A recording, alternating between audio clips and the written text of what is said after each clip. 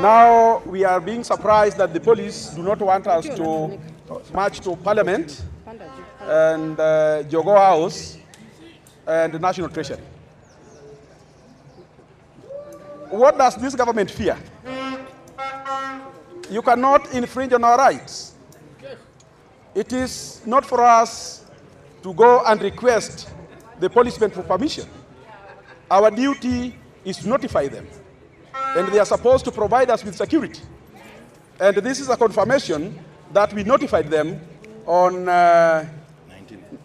19th September 2024. I want to say this: you will not suppress the rights of dons in this country. Yes. You will not. We will not allow you.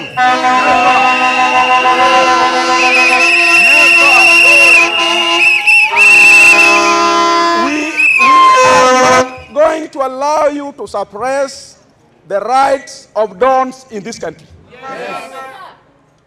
The freedom you are enjoying, people died for it. And I want to say, as academic staff and university staff, our rights will not be trampled upon. Tell them. I want to make it clear to the CS, Minister of Education, my senior Ogamba, CBAs are not negotiated through letters. I saw a letter circulating in the media purporting that we have reached consensus. How do you expect us to go and negotiate on retirement age? Retirement age is guided by policy. So if universities have failed to implement the policy directive that requires dons to retire at 74 years, then you cannot purport that we have negotiated and agreed. I saw you are alleging that we have agreed on car loan and mortgage. From where you sit as the CS Minister of Education, how much have you allocated for that car loan and mortgage? You expected us to sit and agree on the rubrics. We want you to tell the whole country that you have allocated 50 billion for car loan and mortgage for university staff. Yes. Yes. Today I want to surprise you so that you see the injustice being meted upon dons. This is a letter from Principal Secretary National Treasury, Julius Muya, PhD, CBS, State Officers and Public Officers Motor Car Loan Scheme Fund. This letter was written on 9th March 2020. As you are aware, the Salaries and Remuneration Commission, via the circular number this, dated 17th December 2014, set an advice on the car loan for state officers. The National Treasury developed the Public Finance Management regulations and established a secretariat to operationalize the same. It has been noted that most beneficiaries, both state officers and public officers, are not aware of the existence of the motor car loan scheme. This is therefore to inform you that the scheme is currently operational and applications, instructions, and forms can be downloaded from the National Treasury website. Other public sector employees are just being prodded to go for this.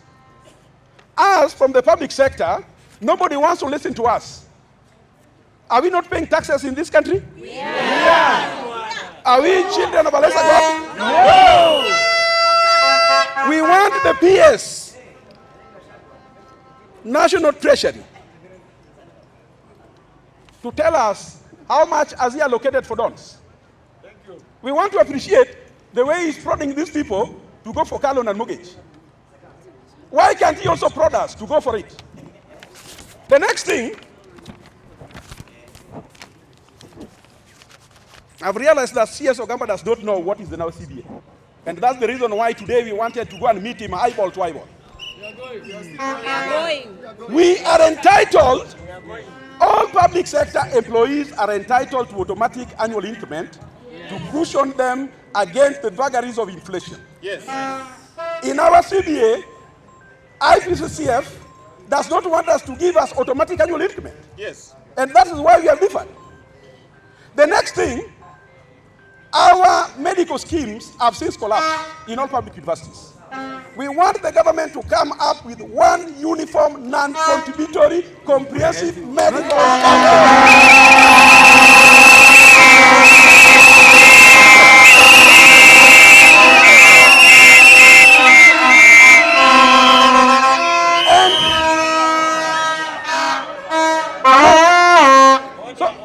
So when the CS is purporting through a letter that we have reached consensus, then it means that he is being misadvised. The next thing we are talking about, other public service employees were given 7 to 10% increment on basic pay. Yes, we have agreed that 7% be given to higher cadre. They are not talking about the 10% that is supposed to be given to grade 5 to grade 12. We are not going to sign a CBA that discriminates the majority of our members. The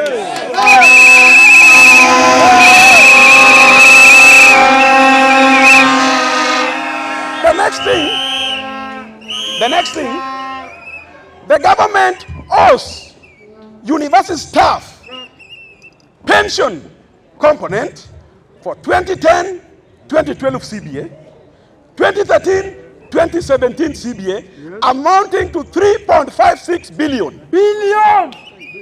Our members are retiring. They are going home without pension. In the 2021-2025 CBA, the government is not talking about 20% pension component that is supposed to be contributed by employer. That is why we are on strike. The next thing, we agreed in our recognition agreement that we were going to harmonize allowances in the 2021-2025 CBA. Now they are not talking about harmonization of allowances. And the allowances we are talking about, one is commuter allowance. You find a don in one university gets commuter allowance of 50,000, another one 35,000, another one 20, another one 18, another one 4, another one 6. We are saying no.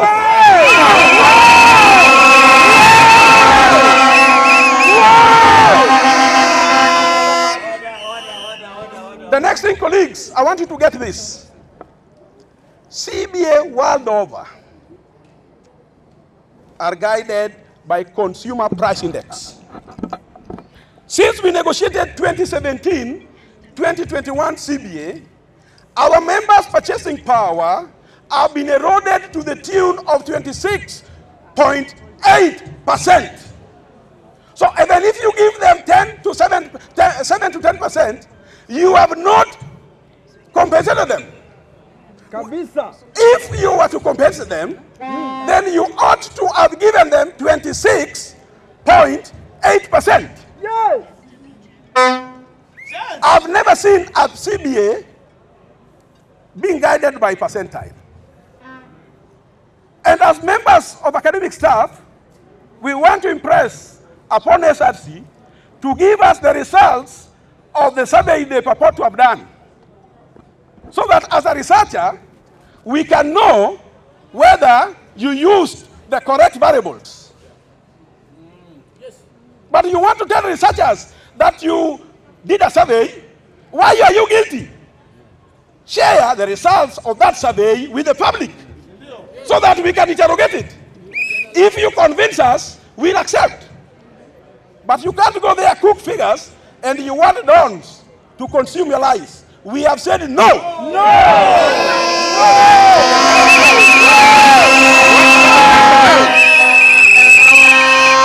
The next thing, colleagues, let us do this. I want you to check history. Hey. In the 80s, in the 70s, the salary of a professor was equivalent to the salary of a PS. Why did the PS go to 1 million plus and the professor is still down here in 100 or 200? Bure kabisa. Why? Bure kabisa. Check history. the salaries were the same. What happened? We want a professor is the highest human resource a country can produce.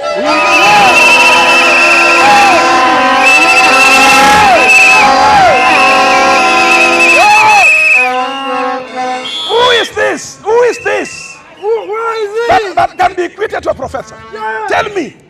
Nobody. I want to say this, colleagues. Kumbe, you don't know WASU. Tell them. The University Academic Staff Union, the way you are seeing, they have said no.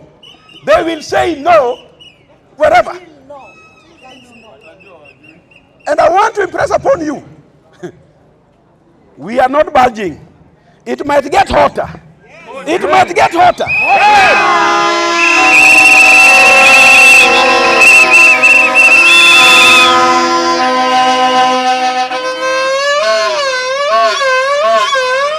All dons throughout the country, listen to the voice of the union. Can you stop? Join the strike. I want you to intensify this strike.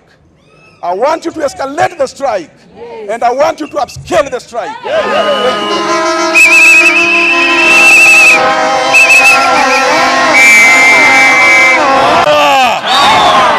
Comrades, power! Comrades, Ria! Comrades, Ria! Thank you. We gather here as staff from all public universities. And our call is one, that our 2021-2025 CBA must be concluded and implemented fully.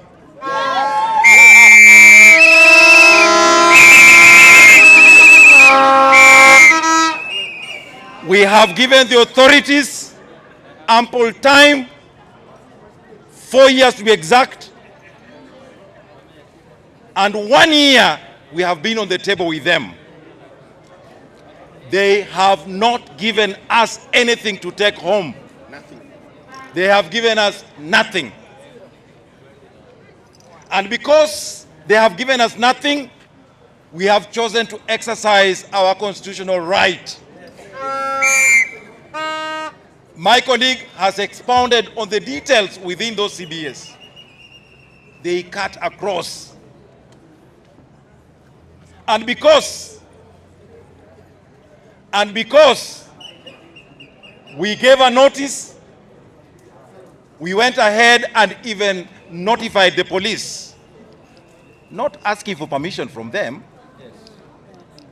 The law only tells us to notify The police. The men in blue. and we did exactly that. And as we gather here, we have gathered here because we want our petition to be served onto the government agencies. And that is what the law says, and we are doing it today. Yes.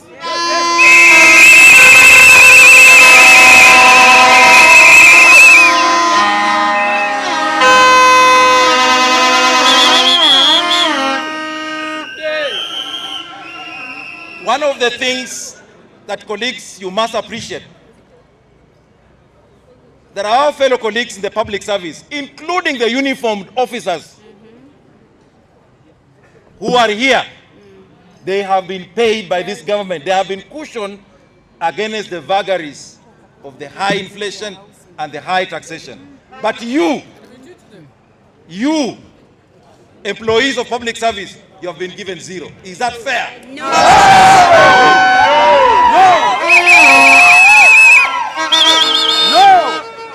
And they have been given and they have been enjoying for the last 2 years. What? Yeah. And that's why in our petition, we have a clause there on the effective date. On the table, whatever nil% that we are given, except for the high grade 15 and 14 who are given 7%, the rest were given nothing. Even that nothing you are being given for 1 year, 2024 to 2025. And that is a bone of contention. Leave alone the rates themselves. The period within which you want to give that is a contention. And that's why we have summed up all our petitions in one document, that we are ready to serve the government. All those issues, including deferred salaries of our colleagues in Egerton University, they must be paid. They must be paid.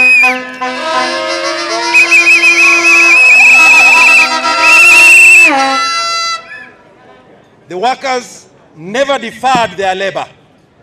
For the 4-5 years, they offered their labor. Why should the government then not pay us like it has paid the other public servants?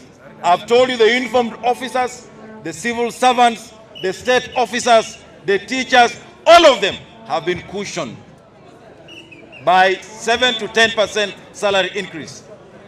Why discriminate against university employees? And we are saying no. No! No! And therefore, whoever is giving instructions, we have got no order whatsoever that stops us to present a petition onto the government office.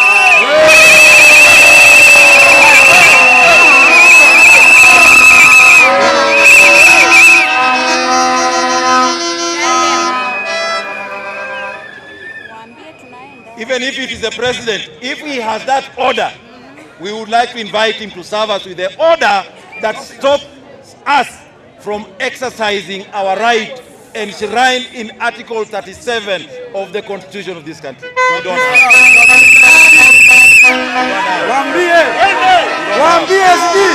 We don't have. And therefore, colleagues, Yes. as we gather here, we have only gathered here to start our peaceful demonstration as we take the petition to Jogoo House, National Treasury.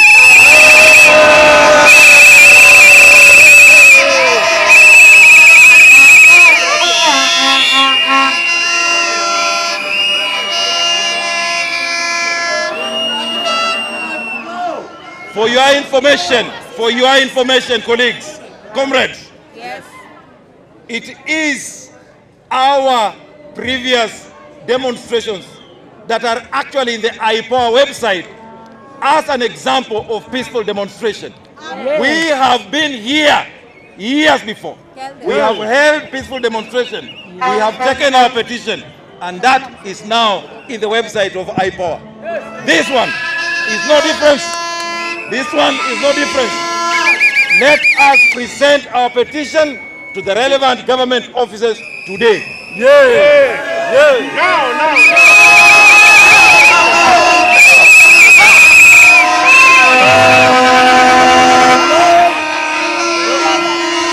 are marching.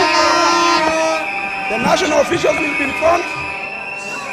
We are marching to Parliament, Jogoo House, National Treasury. Yes. Let the consequences be what they might. Amen.